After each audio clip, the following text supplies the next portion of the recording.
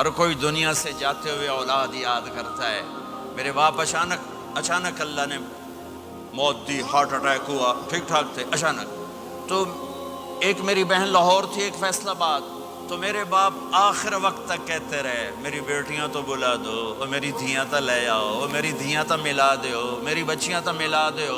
اور یہ کہتے کہتے دنیا سے چلے گئے. ہر آدمی موت کے وقت یہی کچھ کرتا ہے. میرے نبی دنیا سے جا رہے ہیں، دنیا سے جانے کا وقت ہے. 12 ربیع الاول ہے، پیر کا دن ہے، 7 جون ہے، 11 ہجری 633 عیسوی. جبریل نے آ کے صبح آپ نے ساری بیگمات کو بلایا، رخصت فرمایا، ملاقات کی. بیٹے کو بلایا، کان میں کہا میں جا رہا ہوں. وہ رونے لگی، رو نہیں، سب سے پہلے تیری میری ملاقات ہو گئی. 6 ماہ بعد بیٹی بھی پہنچ گئی باپ کے پاس. پھر داماد کو بلایا، ان کا سر اپنی گود میں رکھا، کمر پہ ہاتھ پھیرا، دعا دی، رخصت فرمایا. آخر میں اپنی آنکھوں کی ٹھنڈک کو بلایا. کون؟ حسن اور حسین. کہ میری آنکھوں کی ٹھنڈک حسن اور حسین، میرے جنت کے پھول حسن اور حسین. یوں لیا اور ساتھ ہی آنسو ٹپ ٹپ ٹپ ٹپ ٹپ ٹپ. بیویوں کو جدا کیا، آنسو نہیں. بیٹی کو جدا کیا، آنسو نہیں. داماد کو جدا کیا، آنسو نہیں. جب بچوں کو جدا کرنے لگے تو یوں آنسو. ایک کو زہر میں تڑپتے دیکھا، ایک کا کٹا سر نیزے پہ چڑھتے دیکھا تو آنسو رک نہیں سکے. دعا نہیں کی، ہاتھ نہیں اٹھائے، اللہ کی تقدیر کے سپرد کر دیا.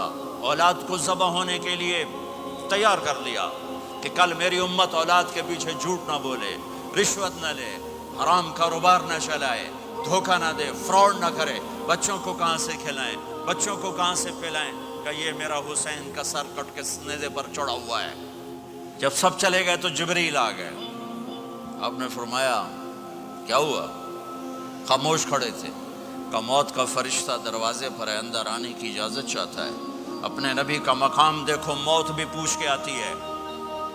آپ نے کہا آ جائے. آپ کی اجازت پر ملک الموت اندر آئے. اسرائیل کا السلام علیکہ یا رسول اللہ.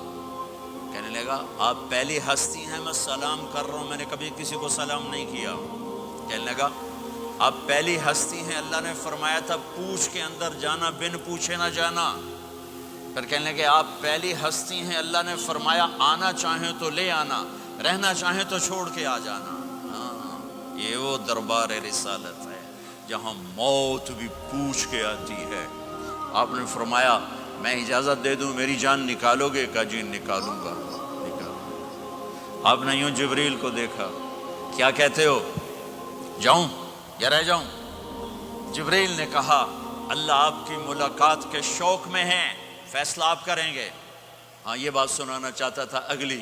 آپ نے کہا اچھا جاؤ، پہلے اللہ سے پوچھ کے آؤ میرے بعد میری امت کے ساتھ کیا کرے گے.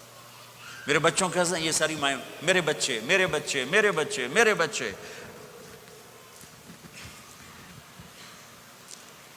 میرے نبی کو تو پتا تھا کہ یہ تڑپ تڑپ کے ایک زہر میں جائے گا اور ایک کا سر کٹ کے نیزے پہ چڑھے گا. کیوں نہیں ان کے لیے ہاتھ اٹھائے؟ ہمارے لیے کیوں روئے کہ جاؤ اللہ سے پوچھ کے آؤ میرے بعد میری امت کے ساتھ کیا کرے گا، میں پھر جواب دوں گا. جبریل واپس گئے، موت کا فرشتہ کھڑا ہوا ہے. جواب آیا یا رسول اللہ آپ کا رب کہہ رہے ہیں آپ کی امت کو تنہا نہیں چھوڑوں گا.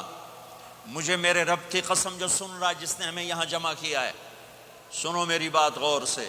اگر میرے نبی یہ سوال نہ اٹھاتے تو آج میں اور آپ بھی بندر خنزیر میں بدل چکے ہوتے. میری اور رب کی کوئی رشتہ داری نہیں ہے.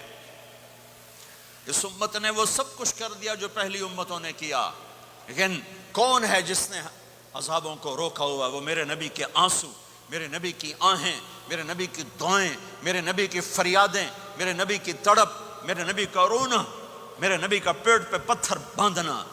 اس نے روک دیا. کوئی نبی جاتے ہوئے امت کے لیے نہیں رویا. واحد نبی ہیں جو جاتے ہوئے امت کے لیے روئے، میری امت میری امت میری امت.